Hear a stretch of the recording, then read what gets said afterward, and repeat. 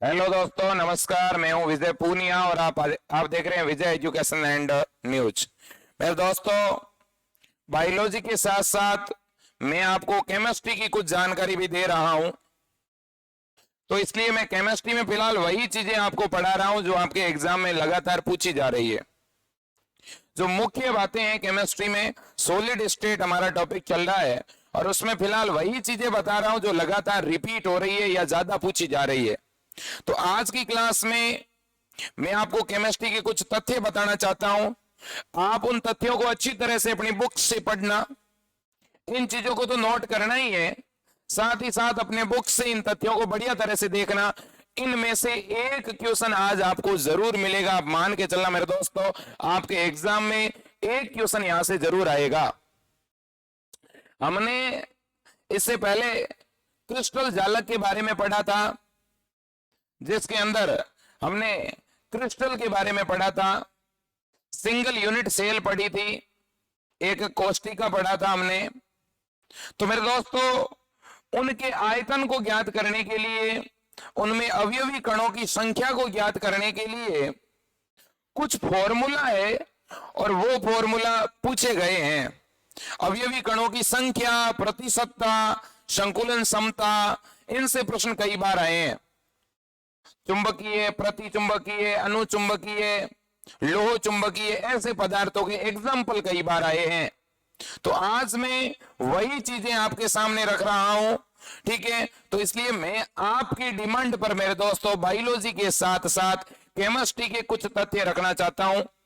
तो इसलिए इन चीजों को आप नोट जरूर करना। सबसे पहली जानकारी जो लगातार पूछी गई है वो है एकक कोष्टिका के अवयवी कणों की संख्या को किस प्रकार से हम ज्ञात करते हैं। इससे रिलेटेड क्वेश्चन रेगुलर पूछा गया है।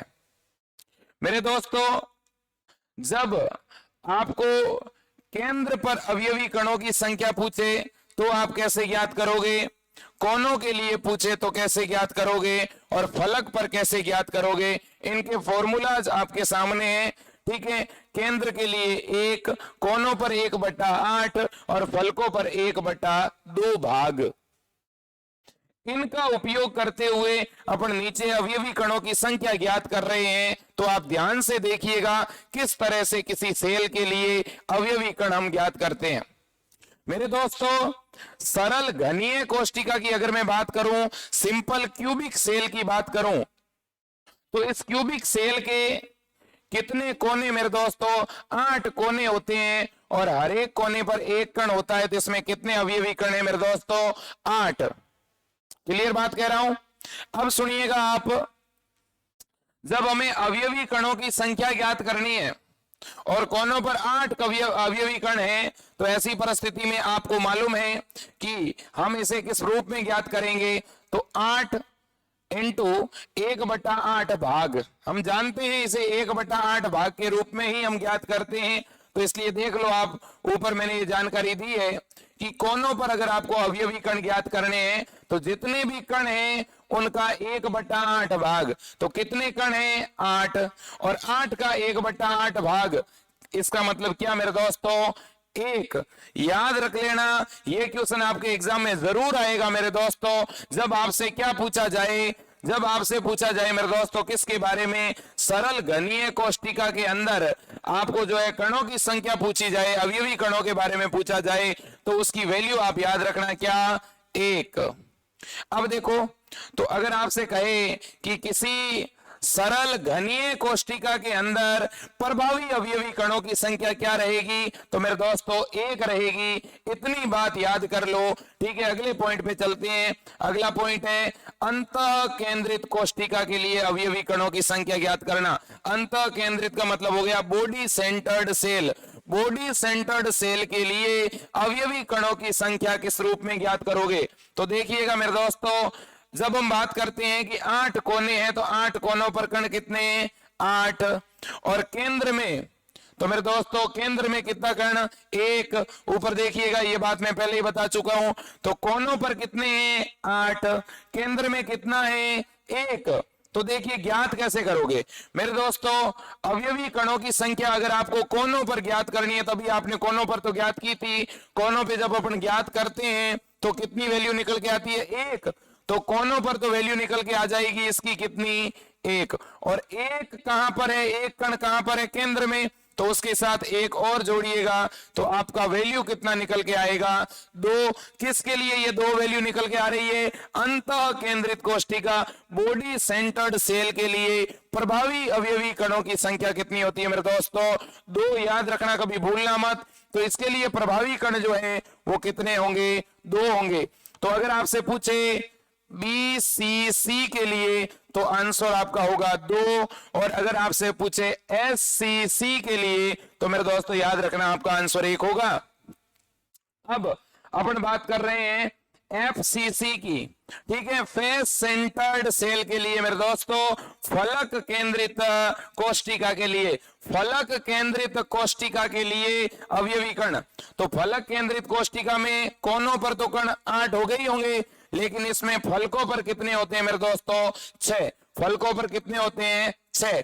तो देखिएगा, फलकों के लिए ऊपर फॉर्मूला मैंने बताया आपको, फलकों के लिए ज्ञात करना है तो जितने भी कण दिए हुए हैं उनका 1/2। तो देखो आप कितने हैं फलकों पर टोटल? 6। तो 6 का 1/2 कितना होता है? 3। और कोनों पर कितने मेरे दोस्तों? 8। और कोनों पर ज्ञात करने के लिए जितने भी कण है उनका 1/8। तो 8 कणों का 1/8 कितना होता है? 1। और फलकों के लिए कितना? 3। तो 3 और 1 कितने हो गए मेरे दोस्तों?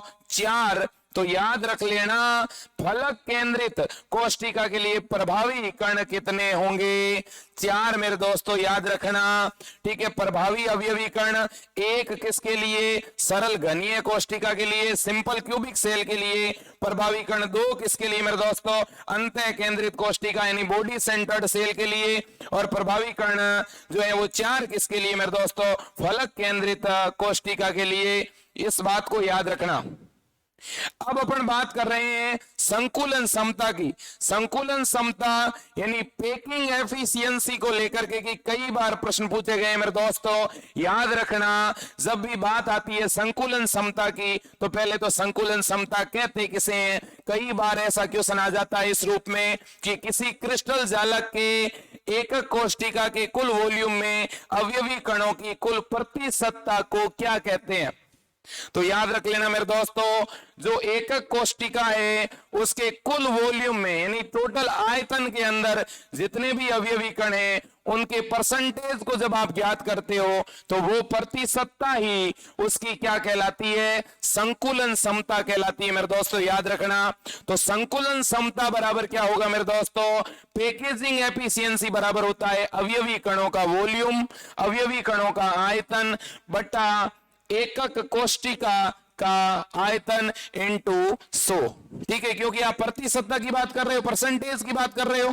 अब सुनिएगा, तो संकुलन समता के लिए जो लास्ट फॉर्मूला है, और ये फॉर्मूला आपके बीएससी नर्सिंग में एम्स में भी पूछा गया है मेरे दोस्तों, साथ ही साथ पैरामेडिकल एग्जाम में भी कई बार पूछा गया है, फार्मेसी में भी पूछा गया। पिछले साल के पेपर जरूर देखते रहिए मेरे दोस्तों। मैंने आज से 2 दिन पहले फिजिक्स का पूरा पेपर जो है पिछले साल का उसका सॉल्यूशन डाला है चैनल पे। इसके अलावा 2018, 19, 20 के एम्स के, RUHS के और KGMU के पेपर भी मैंने डाले हैं। आप प्लेलिस्ट में जाकर पेपर सॉल्यूशन सेक्शन में जरूर चेक करना। साथ ही साथ हमारी टीम के द्वारा मेरे दोस्तों केमिस्ट्री, फिजिक्स और बायो के हिंदी और इंग्लिश दोनों ही मीडियम में मॉडल पेपर तैयार किए गए हैं।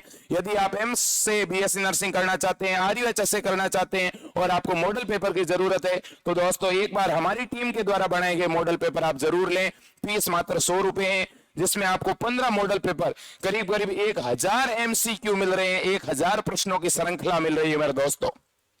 देखिएगा, तो नीचे दिए गए व्हाट्सएप नंबर पर आप तुरंत मैसेज करके और मॉडल पेपर की PDF मंगवा सकते हैं। तो देखिए दोस्तों, यहां पर यह फॉर्मूला हर एक स्टूडेंट को याद रखना पड़ेगा। जिसको यह फॉर्मूला याद है, मुझे नहीं लगता कि उसके कहीं कोई दिक्कत आएगी संकुलन समता से रिलेटेड। संकुलन समता का यह फॉर्मूला कई बार ऐसे पूछा गया है कि निम्न में से कौन सा संकुलन समता ज्ञात करने का सही फॉर्मूला है। मेरे दोस्तों याद रखना, तो यहां पे Z into 4/3 pi R cube upon A cube into 100 याद रखना मेरे दोस्तों। ये वह फॉर्मूला है जो कि पैकेजिंग एफिशिएंसी के लिए यूज में लिया जाता है। अब सुनिएगा, यहाँ z क्या है मेरे दोस्तों, z अवयवी कणों की संख्या है, और 4 पाई r क्यूब क्या है मेरे दोस्तों, अवयवी कणों का वॉल्यूम है, और इसके अलावा मेरे दोस्तों a क्यूब क्या है, तो याद रखना यहाँ पर एकक कोष्टिका का वॉल्यूम है मेरे दोस्तों। अब बात बड़ी यह है कि जब अपन बात करते हैं सरल घनीय कोष्टिका की, या अंत केंद्रित कोष्टिका की, या फलक केंद्रित कोष्टिका की, तो इन तीनों की संकुलन क्षमता, इन तीनों की पैकेजिंग एफिशिएंसी का परसेंटेज क्या होता है, आपको याद रखना पड़ेगा। एक प्रश्न इनके संकुलन क्षमता से जरूर आता है मेरे दोस्तों। जैसे आपने इनके अवयवी कणों की संख्या याद रखी है, सरल घनीय के लिए अवयवी कणों की संख्या कितनी आई, प्रभावी अवयवी कण 1, ठीक है। अंत केंद्रित बॉडी सेंटर्ड के लिए कितने, 2, और मेरे दोस्तों फेस सेंटर्ड के लिए, फलक केंद्रित के लिए कितने, 4। इसी तरह से जब मैं बात किसकी कर रहा हूं, सिंपल क्यूबिक, किसकी मैं दोस्तों, सिंपल क्यूबिक सेल की जब मैं बात करूं, तो उसकी संकुलन क्षमता का परसेंटेज क्या रहेगा, 52.4। याद रखना 52.4%। यह संकुलन क्षमता किसकी है मेरे दोस्तों, यह है सिंपल क्यूबिक सेल की। जब मैं बात करता हूं बॉडी सेंटर्ड सेल की जो है संकुलन क्षमता, तो वो है 68%। क्या मेरे दोस्तों, 68%। और अगर मैं बात करूं कि सबसे अधिक संकुलन क्षमता किसकी होती है मेरे दोस्तों, तो सर्वाधिक संकुलन क्षमता आपको किसकी देखने को मिलती है, फलक केंद्रित कोष्टिका की, 74%। इसी तरह से प्रभावी अवयवी कणों की संख्या भी सबसे ज्यादा किसकी होती है, फलक केंद्रित कोष्टिका की। फलक केंद्रित कोष्टिका में प्रभावी अवयवी कणों की संख्या कितनी रहती है मेरे दोस्तों, 4 रहती है, याद रखना। और अगर सरल केंद्रीय कोष्टिका की बात करें, इसमें प्रभावी अवयवी कण कितने थे, 1 थे। और अगर आप अंत केंद्रित कोष्टिका की बात करो तो इसमें प्रभावी अवयवी कण कितने हैं, 2 है। तो याद रख लेना 52.4 किसका है, सरल घनीय का, सिंपल क्यूबिक का, और बॉडी सेंटर्ड का कितना है, 68, और 74 किसका है मेरे दोस्तों, फलक केंद्रित का। अब अपन बात करेंगे एकल कोष्टिका का घनत्व किस फॉर्मूले से ज्ञात किया जाता है मेरे दोस्तों। ये घनत्व का फॉर्मूला भी आपको जरूर आना चाहिए, Z into M by A cube into N A. याद रखना मेरे दोस्तों, यहां पर और इसका मात्रक भी साथ में दिया गया है, किलोग्राम प्रति मीटर क्यूब। मेरे दोस्तों ये फॉर्मूला और इसके अलावा ये आपका फॉर्मूला संकुलन क्षमता वाला हर एक बालक को याद रखना पड़ेगा। और ये फॉर्मूला हमेशा आपके क्या आने वाला है मेरे दोस्तों, काम आने वाला है। मुझे लगता है कि आप ये फॉर्मूले जरूर याद रखोगे। अब ये आपका डेंसिटी का है, घनत्व का है, और ये किसका है मेरे दोस्तों, पैकेजिंग एफिशिएंसी का है, संकुलन क्षमता का है। ठीक है, अब सुनिएगा, अब इसके जस्ट नीचे एक मैंने महत्वपूर्ण हेडिंग लिखी है, और ये वो है हेडिंग जिससे हमेशा क्वेश्चन पूछे जाते हैं मेरे दोस्तों। सॉलिड स्टेट के अंदर से ऑब्जेक्टिव क्वेश्चन जब आते हैं तो हमारे लिए ये टॉपिक बहुत इजी हो जाता है, क्योंकि 4 आंसर में से कोई भी एक आंसर को सेलेक्ट करना होता है। ठीक है कि नहीं। तो देखिएगा आप यहां पर बहुत सिंपल सी चीजें, जिसको पहले स्क्रीनशॉट लेना है वो एक बार स्क्रीनशॉट ले लो और फिर इसे आप आराम से नोट करना। आज जो मैंने ये जानकारी लिखी है मेरे दोस्तों, ये एक तरह से मैंने आपके नोट्स तैयार किए हैं। ठीक है, मैं बायो के साथ साथ आपको केमिस्ट्री की डिटेल भी दे रहा हूं, जो बिल्कुल फ्री में दे रहा हूं। एक तरह से मैं केमिस्ट्री के लिए भी आपके हेतु, ये आपके हितार्थ प्रयास कर रहा हूं मेरे दोस्तों। ठीक है, बायो की तो क्लास ले ही रहा हूं, साथ ही साथ आपके लिए केमिस्ट्री भी करवा रहा हूं।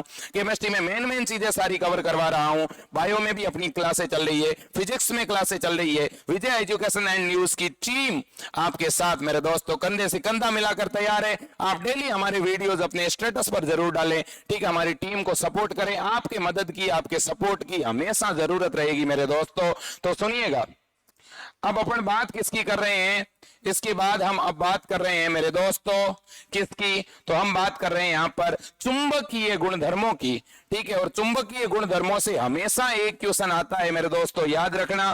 ठीक है, हम बात किसकी कर रहे हैं, चुंबकीय गुणधर्मों की। ठीक है, चुंबकीय गुणधर्मों के बारे में 2 चीजें मैं आपके सामने जरूर रखना चाहूंगा।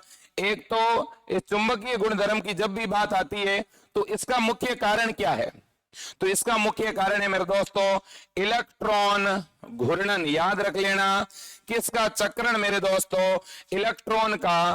किसका निर्धारण करता है? चुंबकीय गुणधर्म का निर्धारण करता है। इलेक्ट्रॉन के घूर्णन की गति ही चुंबकीय गुण का क्या है मेरे दोस्तों? कारण है।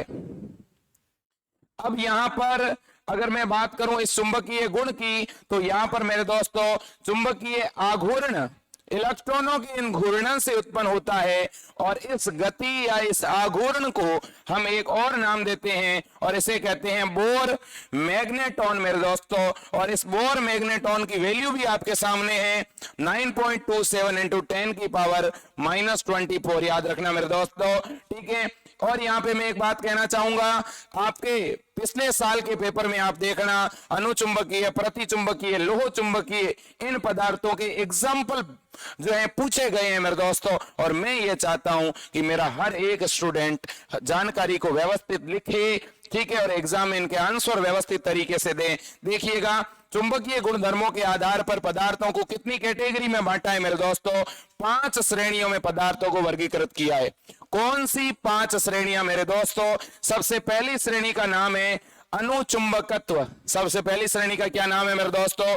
अनुचुंबकत्व। याद रखना, जब भी बात अनुचुंबकत्व की आती है मेरे दोस्तों, तो मैं एक बात कहना चाहता हूं, अनुचुंबकत्व के अंदर ऐसे पदार्थ आएंगे, अनुचुंबकत्व के अंदर ऐसे पदार्थ आएंगे जो चुंबकीय क्षेत्र में बहुत ही दुर्बलता के साथ अट्रैक्ट होते हैं मेरे दोस्तों। देखिएगा आप, ठीक है, चुंबकीय क्षेत्र में दुर्बल आकर्षण दर्शाने वाले, और जैसे ही आपने चुंबकीय क्षेत्र हटाया उनका चुंबकत्व वहीं पे समाप्त हो गया। ऐसे पदार्थों को हम क्या कहते हैं? अनुचुंबकत्व या अनुचुंबकीय पदार्थ कहते हैं मेरे दोस्तों।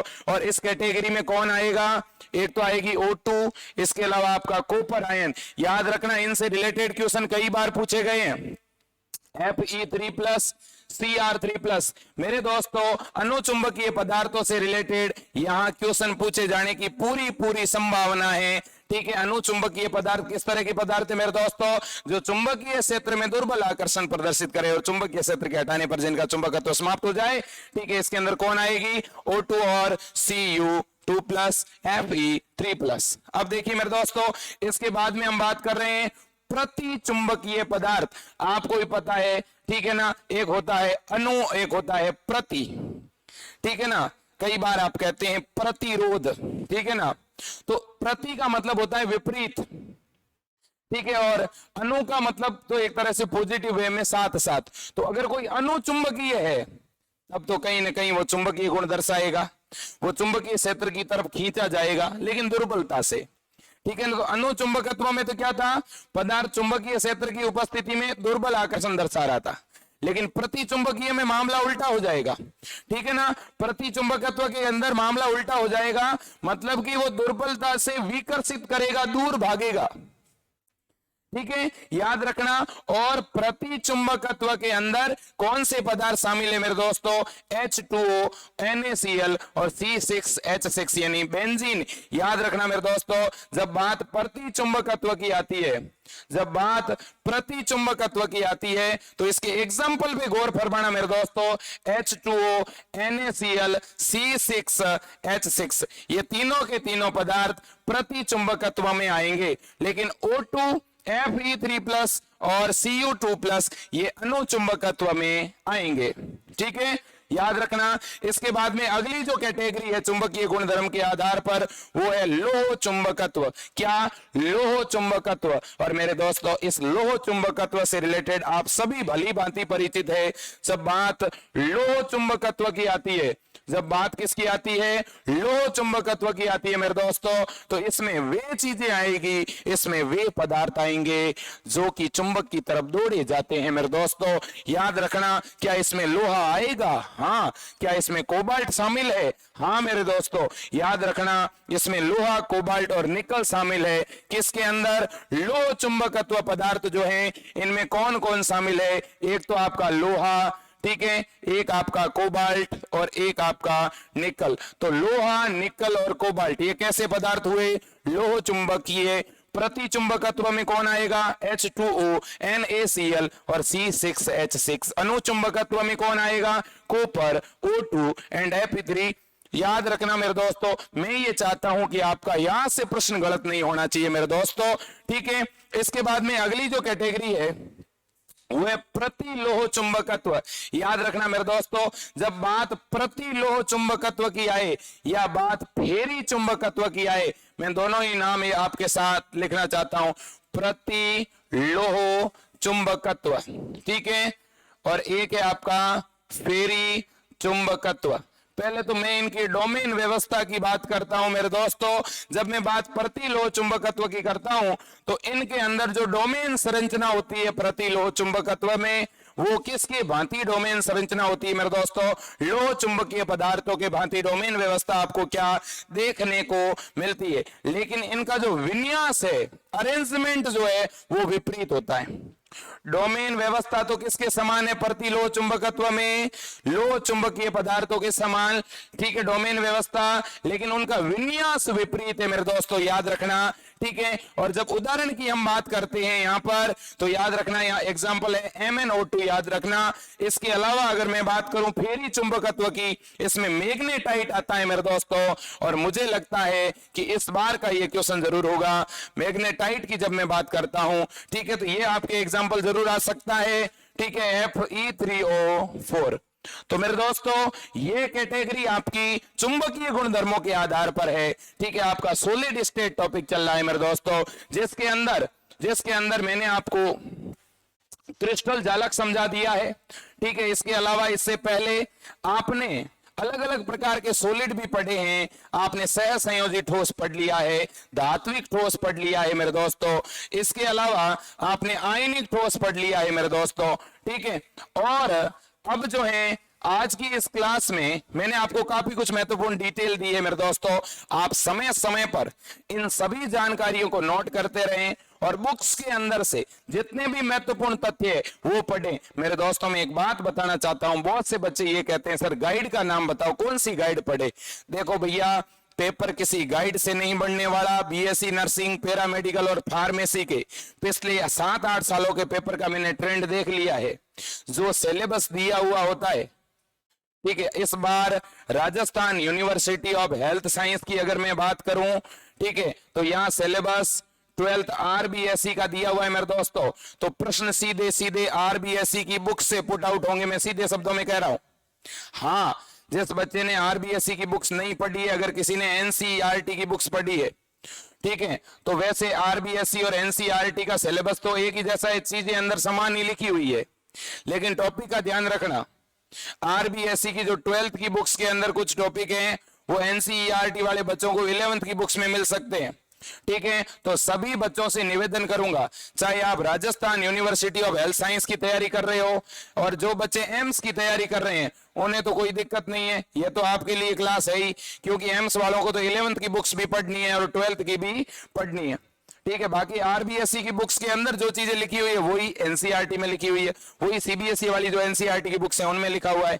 तो अंदर की जानकारियां एक ही जैसी है, लेकिन टॉपिक चेंज है, मतलब कि 11th वाले टॉपिक 12th में डाले हुए हैं, 12th वाले 11th में डाले हुए आरबीएससी में, ऐसा है, ठीक है। बाकी अंदर की डिटेल सेम है, जो चीजें आप पढ़ रहे हो वो एक तरह का सेम ही है। तो मैं ये कहना चाहता हूं कि जितने भी बच्चे, चाहे आप एम्स की तैयारी कर रहे हो, बीएससी नर्सिंग में प्रवेश हेतु, पैरामेडिकल में प्रवेश हेतु, चाहे आप आरयूएचएस की कर रहे हो, चाहे आप केजीएमयू की कर रहे हो, चाहे आप बीएचयू की कर रहे हो, या मेरे दोस्तों हरियाणा, पंजाब, ठीक है, बिहार, यूपी, एमपी, किसी भी यूनिवर्सिटी से, आप किसी भी राज्य से हो और आप बीएससी नर्सिंग में एडमिशन लेना चाहते हो, आप फार्मेसी और पैरामेडिकल में एडमिशन लेना चाहते हो, तो मेरे दोस्तों ये जो जानकारी है ये आपके लिए बहुत बढ़िया साबित होने वाली है, ठीक है। साथ ही साथ एक निवेदन और जाते जाते करूंगा, हमारी टीम के द्वारा बनाए गए मॉडल पेपर की सीरीज आप प्राप्त कर सकते हो मेरे दोस्तों।